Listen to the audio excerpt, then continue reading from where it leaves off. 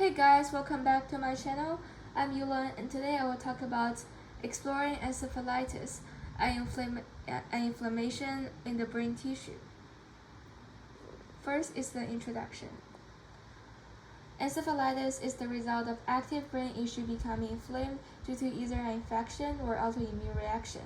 This inflammation triggers swelling in the brain, which can lead to symptoms such as headaches, a stiff neck, light sensitivity, cognitive disorientation, and seizures.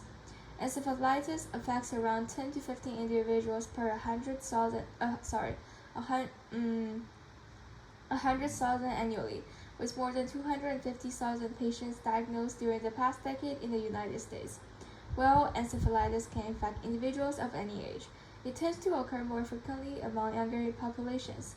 Before we dive into more specific details of the causes, symptoms, and diagnosis of encephalitis, it's important to know that the specific cause of encephalitis remains unknown in 30% to 40% of cases.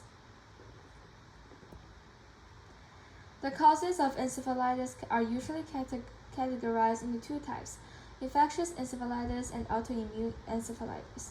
Viral infections are the typical culprits between infectious encephalitis. Although the vaccine for measles, mumps, rubella, and chickenpox have effectively lowered the incidence of encephalitis resulting from these diseases, other viruses can still trigger this condition. Herpes simplex virus types 1 and 2, varicella zoster virus, and enteroviruses, which is known to cause gastrointestinal illness, are among the most prevalent viral infections of encephalitis. Certain viruses carried by insects such as mosquitoes and ticks could also be causes of encephalitis. The second type of cause is autoimmune encephalitis, which occurs when the human immune system mistakenly attacks the brain with a person's antibodies for immune cells. Although the exact details of autoimmune encephalitis haven't been well understood, it could be led by a tumor cell that's either benign or cancerous. The symptoms of encephalitis differ in various regions of the brain affected. In infectious encephalitis, the condition usually starts with flu-like symptoms or headache and progresses to an altered mental state and gradually with problems with thinking and remembering. On the other hand, symptoms of autoimmune encephalitis also depend on the associated antibody. Physical symptoms of encephalitis include fever, seizures, headache, movement disorders, sensitivity to light and sound, neck stiffness, loss of consciousness, and more. In more severe cases, physical symptoms may also include weakness or partial paralysis in arms and legs, double vision, impairment of speech or hearing, coma, and more.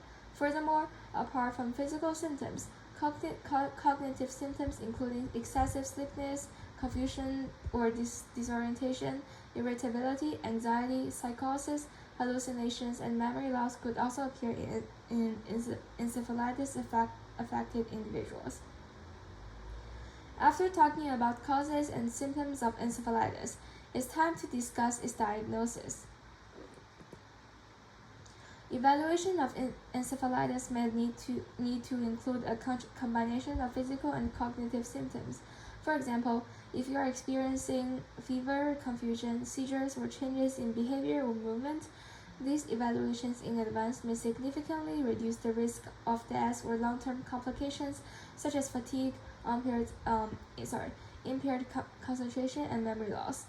Performing a medical exam and discussing the patient's medical history is an essential step in the diagnosis of encephalitis. Knowing the patient's recent health conditions, illnesses, or whether or not being around a pet or other animals or traveling to certain locations all aid the doctors to make the evaluation. Remember, seek medical support as soon as possible if you are worrying you are currently experiencing the symptoms mentioned. These are my references from Johns Hopkins Medicine Encephalitis, and thank you for listening.